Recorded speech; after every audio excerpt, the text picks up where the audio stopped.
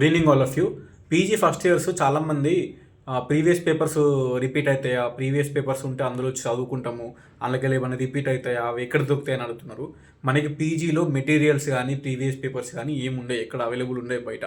Okay, మీకు previous papers కావాలంటే మీ సీనియర్స్ని అడగండి.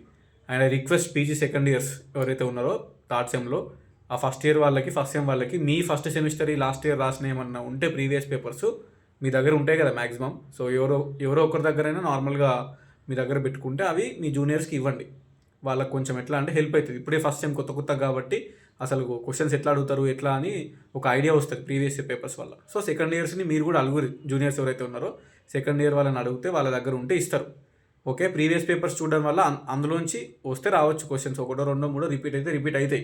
కానీ మీకు ఒక తెలుస్తుంది కదా, ఓకే ఇట్లా అడుగుతుండు, ఈ యూనిట్లో నుంచి ఇట్లా అడుగుతుండు, ఈ యూనిట్లో నుంచి ఇట్లా అడుగుతున్నాను, మీకు ఒక ఐడియా వస్తుంది.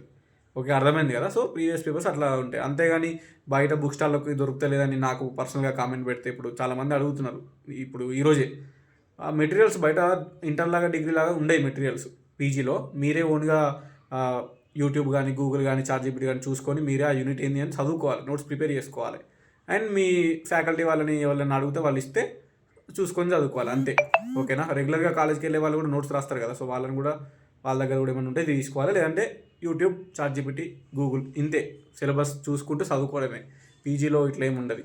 లైక్ మెటీరియల్స్ డిగ్రీలో ఎట్లా ఉంటుంది, మనకు పోయి చరణ్ పబ్లికేషన్, సియా పబ్లికేషన్ అని తీసుకుంటాం.